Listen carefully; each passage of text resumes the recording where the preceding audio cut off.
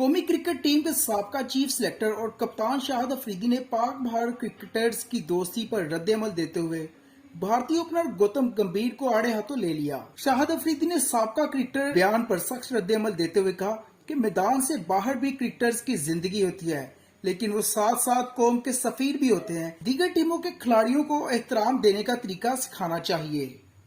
इन्होंने कहा कि मैं गौतम गंभीर से मुख्तलिफ सोचता हूँ।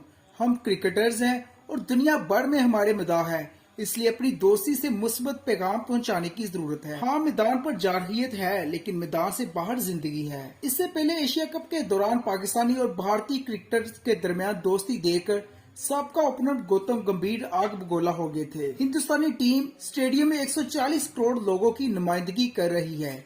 इसे मैच के दौरान पाकिस्तानी खिलाड़ियों से दोस्ती नहीं निभानी चाहिए। गौतम गंभीर ने कहा कि जब आप अपनी कौमी टीम के लिए मैदान में खेलते हैं तो आपको दोस्ती को बाउंड्री से बाहर छोड़ना चाहिए।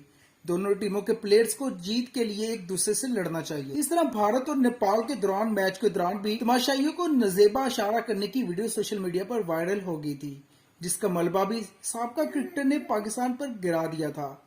वाज़ह है कि एशिया कप में पाकिस्तान और भारत की टीमें 10 सितंबर को एक दूसरे से फिर मद्दे मुकाबल आएंगी।